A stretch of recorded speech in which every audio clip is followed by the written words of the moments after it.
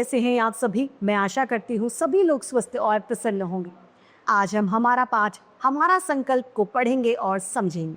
आइए शुरू करते हैं इस पाठ को। यह है पाठ 11 हमारा संकल्प। आइए इसे पढ़ें। इस पाठ को पात्रों के माध्यम से पढ़ेंगे। वृक्ष हैं बरगद का, आम, पीपल और नारियल। बालक हैं रविंद्र, सुरेंद्र और दिव्या। वेशभूषा, अभिनय करने वाले सभी पात्रों ने अपनी अपनी वेशभूषा धारण करते समय वृक्ष विशेष के पत्ते उस पर चिपका रहे हैं, यानी बच्चों ने पेड़ों के पत्ते अपने वेशभूषा में शामिल किए हैं। सभी बोलते हैं प्रणाम बरगद। बाबा प्रणाम। बरगद कहता है खुश रहो बेटा, खूब फलो फूलो, सब चिरायु बनो। आम कहता है आप चिरायु होने की बात कह रहे हैं दादा, आज वृक्ष कितनी तेजी से काटे जा रहे हैं।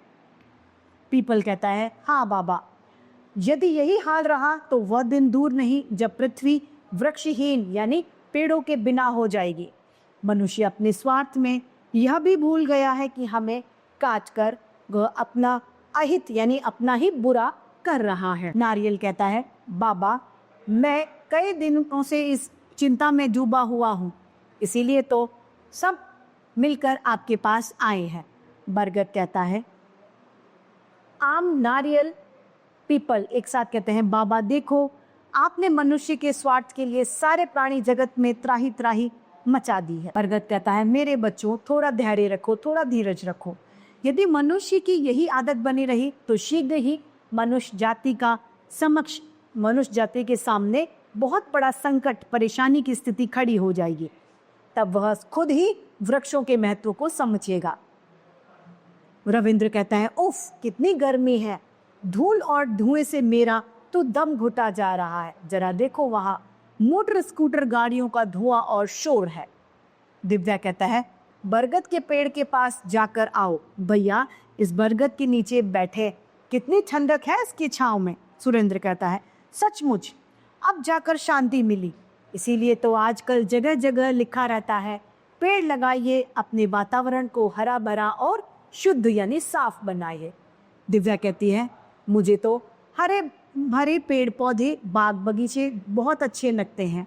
मैंने अपने आंगन में भी अमरूद, नींबू, गुलाब और चमेली लगा रखे हैं। सुरेंद्र कहते हैं हमारे घर के आसपास की सड़क के किनारे आम, नीम आदि के पेड़ लगे हैं। लोग कहते हैं कि नीम का पेड़ बहुत गुणकारी यानी लाभदायक होता है।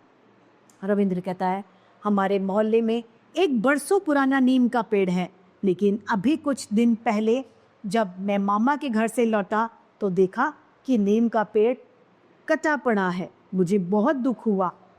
दिव्या कहती है हाँ भैया, मेरी दादी जी कहती हैं कि पेड़ों में भी जान होती है, वो सांस लेते हैं, उन्हें भी भोजन चाहिए, खाना चाहिए, काटने में उन्हें दुख होता है।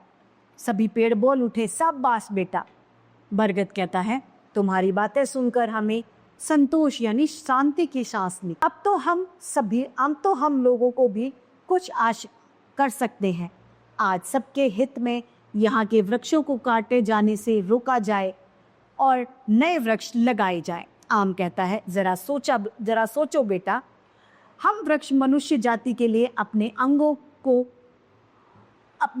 का सहर्ष यानी खुशी खुशी दान कर देते हैं और उन्होंने हमें ही काटना शुरू कर दिया। हम पर क्या गुजरती होगी, यानी हम कितने परेशान होते होंगे।